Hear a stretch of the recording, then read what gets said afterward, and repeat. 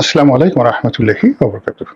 সম্মানিত দর্শক, জামাতের আমির ডক্টর শফিকুর রহমান সাহেবের একটি বক্তব্য এখন সামাজিক মাধ্যমে ভাইরাল হয়ে ঘুরে বেড়াচ্ছে। বক্তব্যের দুটো অংশ। যে অংশটি প্রচারিত হচ্ছে, জামাত বিরোধীরা যেটি প্রচারণা করছে সেই প্রসঙ্গটি আগে বলে নেই। সেখানে ডক্টর শফিকুর রহমানকে বলতে দেখা যাচ্ছে যে আমরা অতীতে ভুল করেছি।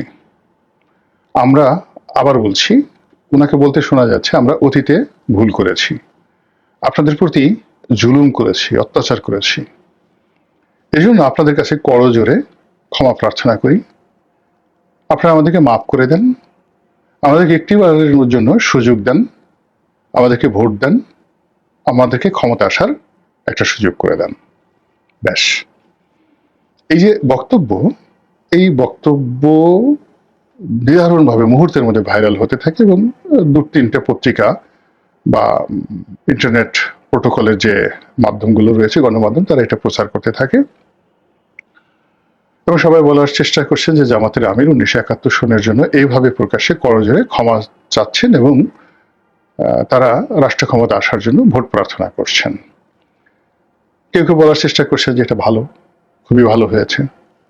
আবার কেউ কেউ বলার চেষ্টা করছে যে এতকাল পরে বোধোদয় হলো এবং তারা কতটা ক্ষমতায় লোভী যে 1971 সনে তারা যেভাবে খুন, জখম, রাহাজানি, ধর্ষণের যে অভিযোগ তাদের বিরুদ্ধে রয়েছে, এখন এটা মুখে মুখে বললেই আমরা মাফ করে দেবো। কালকে যদি শেখ হাসিনা এসে বলে যে আমাদেরকে মাফ করে দেন, এই আমাদের বিরুদ্ধে যে খুনের অভিযোগ হয়েছে করজোরে মাপ চাচ্ছি, তো সেখানে আমরা 1400 খুনের অভিযোগ, সেই 1400 খুনের অভিযোগকে আমরা কিভাবে দেখবো যেখানে 30 লক্ষ খুনের ব্যাপারে জামাতের আমিরকে আমরা ক্ষমা করে দিচ্ছি, তাহলে শেখ হাসিনাকে ক্ষমা করে দিতে হবে। এই ধরনের কথাবার্তা যখন তুঙ্গে, ঠিক সেই সময়টিতে জামাতের পক্ষ থেকে বলা হলো যে আসলে এটা ছিল একটি বক্তব্যের খণ্ডিত অংশ। জামাতের আমির আওয়ামী লীগের সমালোচনা করতে গিয়ে তারা এই বক্তব্য তিনি কোট করেছেন শেখ হাসিনার বক্তব্য। সেখানে শেখ হাসিনা যখন ক্ষমতা আসতে চেয়েছিলেন, এটি সম্ভবত সেই 1991 বা 1996 সনের শেখ হাসিনার বক্তব্যগুলোর যে কোনো একটা বক্তব্য হতে পারে।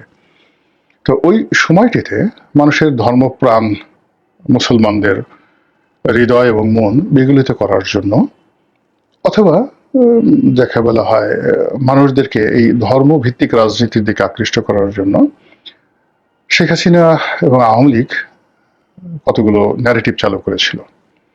তখন শেখ হাসিনা মক্কা শরীফে গিয়েছিলেন উমরা করার জন্য। উমরা থেকে ফিরে এসে তিনি অনেকটা হিজাবের কায়দায় মাথায় পট্টি পরেছিলেন, মাথায় চুলগুলো ঢেকে রাখার জন্য কালো হিজাব পরে তারপর তিনি ঘুমটা দিয়েছিলেন। তারপর তার কিছু ছবি তসবিহ হাতে মোনাজাত করছেন তিনি, বা তসবিহ হাতে নিয়ে ঘুরছেন, এরকম কিছু ছবি তখন ওই সময়টাতে, তখন তো সামাজিক মাধ্যম ছিল না, পত্রপত্রিকায় বেশ ভাইরাল হয়েছিল। আর সেটা নিয়ে জামাতের যারা বক্তা ছিলেন, বিশেষ করে দিলওয়ার হোসেন সাঈদী সাহেবের মতো বিখ্যাত বক্তা, তারা শেখ হাসিনার বিরুদ্ধে নিদারুণ এবং নির্মম সমালোচনা করেছিলেন ওই জমানাতে, যে দেখুন ভণ্ড এসেছে, মাথায় পট্টি পেরেছে, কোনো নাম না বলে, আবার এখন হাতে তসবি নিয়েছে, এরা এই কর্ম করেছে, আবার আপনাদেরকে বিভ্রান্ত করার জন্য ইসলামের সুরত ধরেছে। নিদারুণ সব নির্মম সমালোচনা সেই সময় শেখ হাসিনার বিরুদ্ধে করা হয়েছিল এবং তার ধর্ম, কর্ম, তসবি, তাহালিল সবকিছু কি মনে করা হতো যে এ হাল তেরা চাল হ্যায়, মকসুদ তেরা মাল হ্যায়, লাখো কো আন্ধা কর দে। এবং জামাত দীর্ঘদিন ধরে তাদের যে সকল গুণী ওয়াজিন, আমি গুণী বলছি এই অর্থে যে ওয়াজের ময়দানে তারা একটা আর্ট তৈরি করে ফেলেছিলেন, যে সমাজের যে জায়গাগুলোতে মানুষ খুব বেশি যাকে বলা হয় ঐক্যবদ্ধ হয় বা যায়, যেমন ধরুন খেলাধুলা দেখতে যায়, গান বাজনা শুনতে যায়, নাচ দেখতে যায়, সার্কাস দেখতে যায়, তো এই যে জনসমাবেশগুলোতে মানুষ যায় বিনোদনের জন্য, তো সেই সকল বিনোদনকে ছাপিয়ে জামাত এই ওয়াজের মাহফিলটাকে একটা রীতিমতো আর্টে পরিণত করেছিল, যেখানে লক্ষ লক্ষ নয় 10 লাখ লোকের সমাবেশ হয়ে যেত সাঈদী সাহেবের জমানাতে। এবং এই প্ল্যাটফর্মগুলো ঠিক সেই সময় থেকে তারা মানে কোরআনের আলোচনা হতো একটা অংশ, আওয়ামী লীগকে গালাগালি করা হতো আরেকটি অংশে, ভারত বিরোধী একটি মনোভাব জাগিয়ে তোলা হতো এবং খুব সুকৌশলে ইসলামাইজেশন, পাকিস্তান, মুক্তিযুদ্ধ এই বিষয়গুলো নিয়ে একটা ভিন্ন ন্যারেটিভ তৈরি করা হতো। সেখানে বিশ্বের বিভিন্ন রকম যারা বড় বড় মর্দে মুজাহিদ আছেন, যারা বড় বড় বিপ্লবী আছেন, বিশেষ করে মুসলিম ব্রাদারহুড মিশরের, তখনও মুসলিম ব্রাদারহুড আসলে মুরসির আন্ডারে আসেনি, কিন্তু 50-এর দশকে তারা যে কয়েকটি বিপ্লব ঘটিয়ে ফেলেছিল মধ্যপ্রাচ্যে, সেই বিপ্লবের পুরোধা ছিলেন সৈয়দ কুতুব। এই সৈয়দ কুতুব মিশরে যে সামরিক অভ্যুত্থান ঘটিয়েছিলেন, বাংলাদেশে যেভাবে 7ই নভেম্বর একটা সামরিক অভ্যুত্থান ঘটে গেছে, বা ধরুন এই যে আমাদের একটা বিপ্লব হয়ে গেছে, জুলাই আগস্ট বিপ্লব হয়ে গেছে, এখন এই বিপ্লবের মাস্টার মাইন্ড বলতে সবাই জামাতকে মনে করছে। আর এটাকে সবাই বলার চেষ্টা করছে যে এখন যে সরকার, এই সরকার মূলত সেনাবাহিনী সমর্থিত সরকার, জামাত সমর্থিত সরকার বা জামাত প্রভাবাধীন পরিচালিত সরকার। তো ঠিক এইরকম একটা বিপ্লব হয়েছিল মিশরে 50-এর দশকে। আর সেই মিশরের সেই বিপ্লবটা পুরোটাই, মানে কর্নেল তাহেরের মতো পুরো বিপ্লবটাই সংগঠিত করেছিলেন তিনি এই জামাতের যে মাস্টার কপি, জামাতের মানে যাকে জামাত অনুসরণ করেন মিশরে, সেই প্রতিষ্ঠানটার নামটি হলো মুসলিম ব্রাদারহুড। তখন মুসলিম ব্রাদারহুডের যে আধ্যাত্মিক নেতা, বাংলাদেশে যেমন জামাতের আধ্যাত্মিক নেতা গোলাম আজম, তারপরে পুরো জামাত এশিয়া সাবকন্টিনেন্টে জামাতের যে পুরোধা প্রতিষ্ঠাতা আবুল আলা মওদুদী, তদ্রূপ এই মুসলিম ব্রাদারহুড, পুরো মধ্যপ্রাচ্যের যে মুসলিম ব্রাদারহুড, এটার যে আধ্যাত্মিক নেতা তার নাম ছিল সৈয়দ কুতুব। তারা মানে জামাত এবং মুসলিম ব্রাদারহুডের সব মানুষ মনে করেন যে সৈয়দ কুতুব ছিলেন জীবন্ত অলি, টাটকা অলি, এবং তিনি নানা রকম অলৌকিক কাণ্ড ঘটাতে পারতেন। এবং সেই ধরনের কাহিনী বিভিন্ন এই যে মাওলানা দেল হোসেন সাইদি সাহেবের মতো জনপ্রিয় যারা বক্তা ছিলেন, তারা এই সৈয়দ কুতুবের যে অলৌকিক কাহিনী বর্ণনা করতেন। তো আমরা ইতিহাসে আসি সেই কাহিনীগুলো না বলে, সেই সৈয়দ কুতুবের সঙ্গে গামাল আব্দেল নাসের, যাকে বলা হয় কলিকালের মানে আধুনিক কালের ফেরাউন, আমরা বাংলাদেশে যেমন ফেরাউন শব্দটা নেতিবাচক অর্থে ব্যবহার করি, মিশরে কিন্তু ফেরাউন is a dignity, it's a power, it's accreditation. ফেরাউন শব্দটাকে তারা সব মর্যাদার সাথে দেখে। এই জন্য গামাল আব্দেল নাসিরকে বলা হয় এ যুগের মিশরীয় জাতির পিতা। আর মিশরীদের সর্বকালের জাতির পিতা বলা হয় সেই আমরা যে ফেরাউনকে গালাগালি করি, রামসিস দ্য সেকেন্ড, তাকে। তো সেই গামাল আব্দেল নাসিরের সঙ্গে সৈয়দ কুতুবের দ্বন্দ্ব সংঘাত শুরু হলো, এবং দ্বন্দ্ব সংঘাতের পরে সেই গামাল আব্দেল নাসির সৈয়দ কুতুবকে গ্রেপ্তার করেন এবং তাকে ফাঁসি দেন। এই হলো মুসলিম ব্রাদারহুডের প্রথম আধ্যাত্মিক নেতা।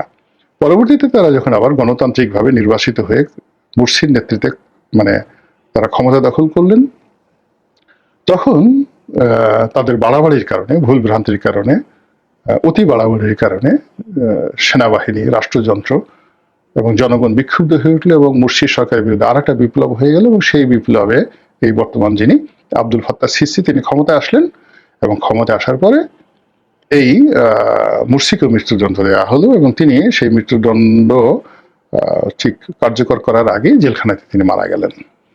এই হলো মুসলিম ব্রাদারহুডের ইতিহাস, যারা কিনা জামাতের আধ্যাত্মিক নেতা।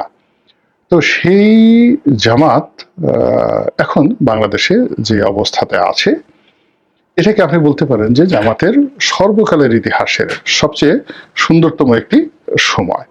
এখন জামাত যা কিছু করছে সেগুলো নিয়ে খুব আলাপ আলোচনা হচ্ছে, সমালোচনা হচ্ছে।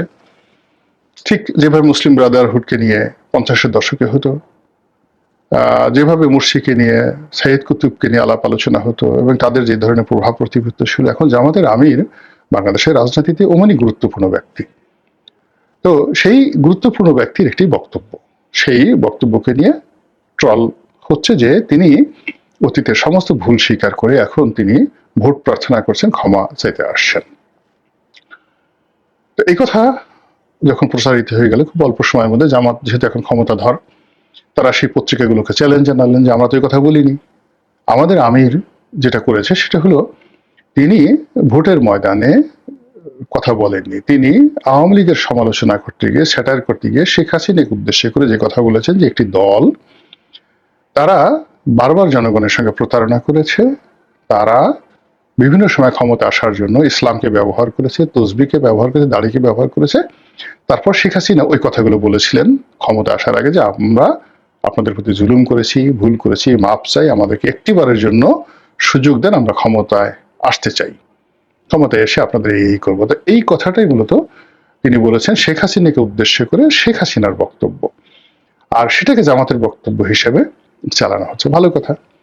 এখন মানে ডবল রোল চলছে, মানে যারা জামাত বিরোধী লোক তারা সেই আগের যে ভিডিওটি, ওটিকে বারবার শুধু রিউইন্ড করছেন, ওটাকে বারবার শুধু চালিয়ে দেওয়ার চেষ্টা করছেন এবং যা মুখে আসে সেই কথা বলে জামাতের আমিরের 14 গোষ্ঠী উদ্ধার করছেন।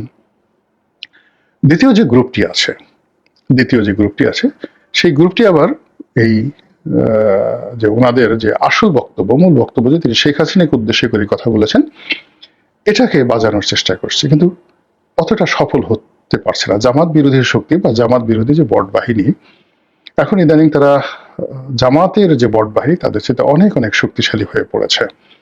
তো ফলে তারা এখন এই যাকে বলা হয় এই জিনিসটা চালাচ্ছে। আর ওই যে জামাতের লোক যেটা প্রচার করছে যে এটা তাদের বক্তব্য নয়, তার এগেনস্টে আবার নতুন ন্যারেটিভ দাঁড়া করা আছে যে ছি ছি ছি, শেখ হাসিনা তো তবু ভালো হওয়ার জন্য আশা প্রকাশ করেছিলেন, জামাতের কি সেই তকদির হবে না? জামাতকে কি আল্লাহ হেদায়েত দিবে না? তারা কি কোনোদিন ভালো হবে না? তারা ৭১ যে কাজগুলো কর্ম করছে সেটার উপরে কি তারা সারা জীবন থাকবে? আরো একদল মানে যে বলছে যে যুদ্ধের ময়দানে যেভাবে ওহুদের যুদ্ধে আবু জাহেল নিহত হয়েছিলেন এবং মরার সময় তিনি তার ঘাড়টা সোজা রাখতে চেয়েছিলেন। তো জামাতের অবস্থা কি? জামাত এই সময়টিতে এসে তাদের মন কি একটু নরম হবে না? কোনো অনুশোচনা আসবে না? তারা কি সারা জীবন এইভাবেই থাকবে? এই কথাগুলো বলে যাচ্ছে। দ্বিতীয় বলার চেষ্টা করছে যে জামাত কি ভুল স্বীকার করবে না, মানে প্রথমত ভালো হবে না, আর দ্বিতীয়ত ৭১ যে তাদের যে ভুল ভ্রান্তিগুলো ছিল সেগুলো কি তারা স্বীকার করবে না?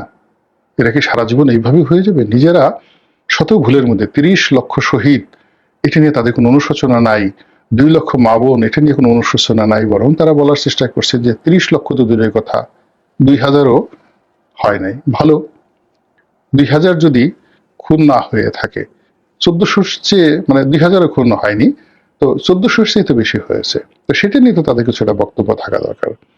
এরপরে ধর্ষণ নিয়ে, ২ লক্ষ মা বোনের ধর্ষণ নিয়ে জামাতের বক্তব্য হলো যে না, জামাতের লোক ধর্ষণ করেনি, জামাতে কোনো লোক রাজাকার ছিল না, রাজাকার আল বদর এটা অন্য একটা লোকজন ছিল, এরা আর যা করতো এরা মুসলিম লীগ করতো, আওয়ামী লীগের অনেক লোক রাজাকার ছিল, জামাতের লোক কোনোদিন রাজাকার ছিল না। এই কথাগুলো এখন অনেকে বলার চেষ্টা করছেন। তো এই যে ন্যারেটিভ, একটার পর একটা ন্যারেটিভ তৈরি হচ্ছে, it means we are not in the right way, আমরা সঠিক পথে নেই। যখন মানুষ সঠিক পথে থাকে তখন তার মধ্যে অনুশোচনা তৈরি হয়, মানে যারা অন্যায় করে তারা অনুশোচনা করে, ক্ষমা চায়, মাপ চায়, অন্তর থেকে চোখের পানি ফেলে মাপ চায়, when they are in right track, হিদায়া যেটা বলা হয়। আর মানুষ যখন, জনগণ যখন রাইট ট্র্যাকে থাকে তখন তাদের মধ্য থেকে প্রতিহিংসা দূর হয়ে যায়, তারা ক্ষমা করতে চায়, বারবার ক্ষমা করতে চায়, ক্ষমা করার জন্য পাগল হয়ে যায়। আপনি যদি মোহাম্মদ রসুল্লাহ সাল্লাহ সাল্লামের দুটো ঘটনা দেখেন, একটি ঘটনা হুনায়নের যুদ্ধ, আর একটি ঘটনা মক্কা বিজয়। তো মক্কা বিজয়ের পর আল্লাহ রসুল সাল্লাহ সাল্লাম সমস্ত মক্কাবাসীকে ক্ষমা করে দিলেন, এটি নিয়ে কেউ কোনো প্রশ্ন করলেন না, মানে যারা বিজয়ী তারা কেউ প্রশ্ন করলেন না। এই যে তাদের বিজয়ীর মধ্যে যে একটা উদারতা, সেই উদারতাটা হলো হেদায়েতের লক্ষণ। এখন বাংলাদেশের দিকে আপনি তাকিয়ে দেখেন যে কোনো মানুষ ক্ষমা করতে চাচ্ছে না, প্রতিটি মানুষের মধ্যে প্রতিহিংসা প্রবল। যারা পরাজিত হয়েছে তারা ফিরে এসে আবার প্রতিশোধ নিতে যাচ্ছে। যারা বিজয়ী হচ্ছে তারা মনে করছে আমাদের বিজয় অসম্পূর্ণ, আমাদেরকে আরো বিজয়ী হতে হবে, এবং পরাজিতের উপর আমরা যে প্রতিশোধ নিয়েছি এটা পরিপূর্ণ হয়নি, আমাদেরকে আরো বেশি বেশি প্রতিশোধ নিতে হবে।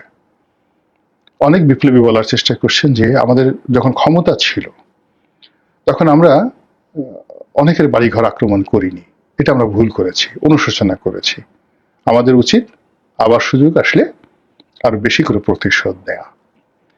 এই যে এটা ধুরন্ধর সমাজ ব্যবস্থা চালু হয়ে গেছে, প্রত্যেকটা মানুষের মধ্যে প্রতিহিংসার আগুন দাও দাও করে জ্বলছে। ঘৃণা অতীতের যে কোনো সময়ের চেয়ে বেশি আমাদের সমাজে দেখা যাচ্ছে। অনুশোচনার পরিবর্তে ঠাট্টা, মস্কারিয়া, টিটকারি এগুলো বেড়ে যাচ্ছে। এবং কওমে লূত জমানাতে আপনারা দেখেছেন যে তারা ফেরেশতাকে পর্যন্ত আক্রমণ করতে গেছে এবং ফেরেশতার রূপ যৌবন নিয়ে তারা ঠাট্টা মস্করা করছে। আমাদের এই সমাজে এখন সম্মানিত মানুষ, অসম্মানিত মানুষ, মজলুম, জালেম সবার মানে একটা ইকুয়াল স্ট্যাটাস চলে এসছে, এবং যে যার মতো করে যে মাঠ গরম করছে, যে ঘাট গরম করছে, সামাজিক মাধ্যমগুলোর উপর হামলে পড়ছে, অকথ্য অশ্রাব্য ভাষায় গালাগাল করছে, যে যেটা বলেনি, যেমন জামাতের আমি যেটা বলেন তাকে দিয়ে সেটা বলানো হচ্ছে, যার জন্য যেটা প্রযোজ্য নয় সেই ঘটনাগুলো ঘটে যাচ্ছে। তার প্রেক্ষিতে আমরা সবাই মজলুম হয়ে পড়েছি, স্বয়ং জামাতও মজলুম হয়ে পড়েছে, স্বয়ং জামাতের আমিরও মজলুম হয়ে পড়েছেন, অন্য সবাই। কাজে এই অবস্থা থেকে, এই শ্বাসরুদ্ধকর অবস্থা থেকে রক্ষা পাওয়ার জন্য আমাদেরকে সবাইকে ভালো মানুষ হতে হবে, তওবা করতে হবে, ফিরে যেতে হবে সেই নিজের কুকর্মের দিকে। আমি কি কি অন্যায় করেছি, অন্য কি করলো সেটা দরকার নেই, আমি কি করেছি, সারা জীবন যে পাপ আচার করেছি, আমার পাপের কারণে এই জমিনে আল্লাহ এই গজব নাজিল করেছেন কিনা, এই জন্য আল্লাহর দরবারে কান্নাকাটি করতে হবে। ব্যক্তি পর্যায়ে যখন এই অনুশোচনাটা চলে আসবে তখন আল্লাহ রাব্বুল আলামিন হয়তো দয়া করতে পারেন, আমাদেরকে একজন ভালো নেতা দান করতে পারেন। আসসালামু আলাইকুম ওয়া রাহমাতুল্লাহি ওয়া বারাকাতুহু।